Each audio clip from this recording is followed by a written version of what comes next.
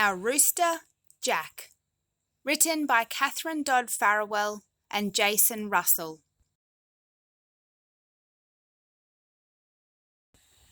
Auntie Ellen's house was in Gare Street, Rockhampton. It was a big old Queensland house, up on stilts with the veranda out the back. Auntie Ellen lived there with her kids and Grandma Ruby and Grandfather Charlie. Mum and Dad and all us kids lived there too for a while, till we got our own house. It wasn't real flash, but there was plenty of room. On hot days, we used to go underneath the house. It was always cool down there. Out the back was the chook yard, the vegetable patch, and of course, the outdoor dunny with the sawdust up the side. The chook yard was down beside the back fence. There was a lean-to closed off with old fencing wire where the chooks and ducks lived, and where they laid their eggs. But Jack the rooster could get out, pretty much whenever he felt like it.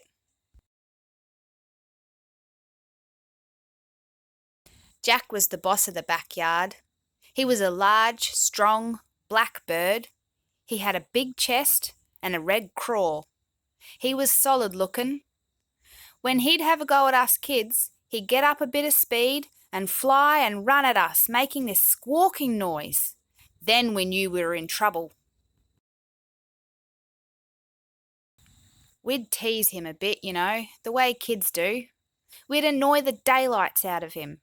We'd chuck stuff at him and then run away. We were careful to keep a bit of space between him and us, though, because he did rule the backyard.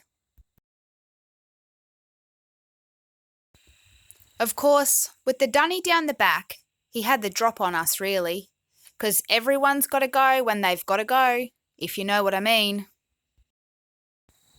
Whenever any of us little kids had to go, we'd check out where Jack was first. Sometimes he'd be sort of waiting for one of us, and that was okay if you weren't busting. You could wait until he wandered off, but if you just had to go to the dunny, then you had to make a run for it, and he'd be after you.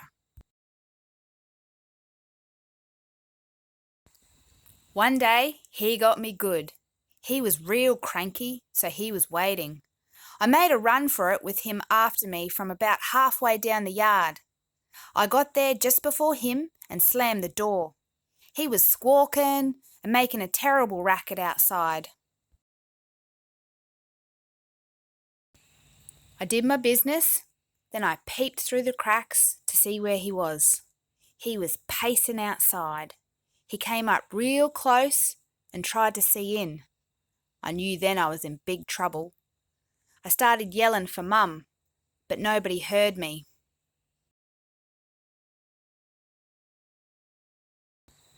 I waited till he was round the back, then I reefed open the door and made a dash for it, yelling for Mum. Jack was after me and I was running real fast, but just before the back door, I felt this awful peck on the back of my leg. I kicked out at him and raced the last few steps up to the back door. I was crying and yelling and bashing on the door to get in, and Jack was squawking and pecking at me. At last, Mum arrived and shooed him off.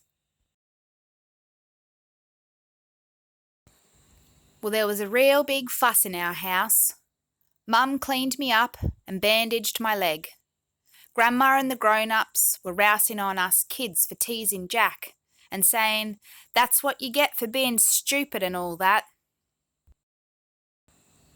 When Dad got home, Mum told him what happened, so he gave us kids a good talking to. Then he put Jack in the chook house and threw a bit of wire over the top to keep him in. We could just stroll down to the dunny whenever we liked after that.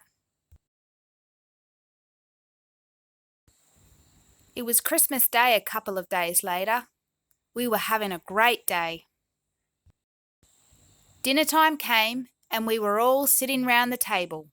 Auntie Ellen, Mum and Grandma carried in the roast dinner and veggies for Dad to serve up. "Well, Jack won't be pecking your leg again, girl," Dad said to me. "What do you mean, Dad?" I said. Dad looked at the roast. Us kids went real quiet. We looked at Dad, then we all looked at the roast. "Geez, Uncle, I can't eat Jack," said my little cousin Robert.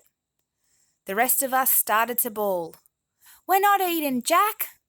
Oh, I love Jack. Jack was my best friend." We went on, crying and carrying on.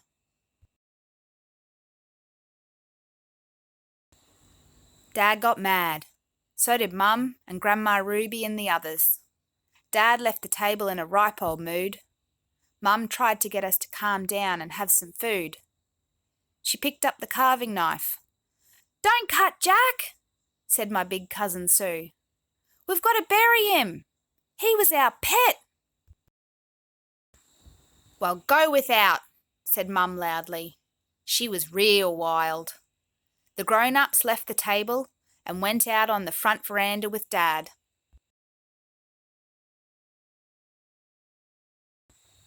"Go and dig a grave, Bimbo," said Sue to her big cousin. She picked up the plate with Jack and the veggies round him. "Come on then, all of you, let's go."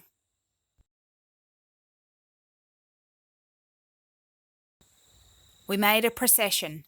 Jack and my cousin were in the front and the rest of us were walking behind. We went through the kitchen, out the back veranda, down the steps and across the backyard.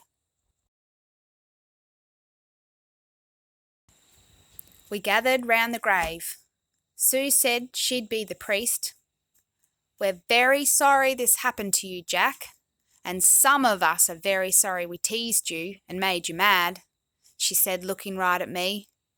"May you rest in peace."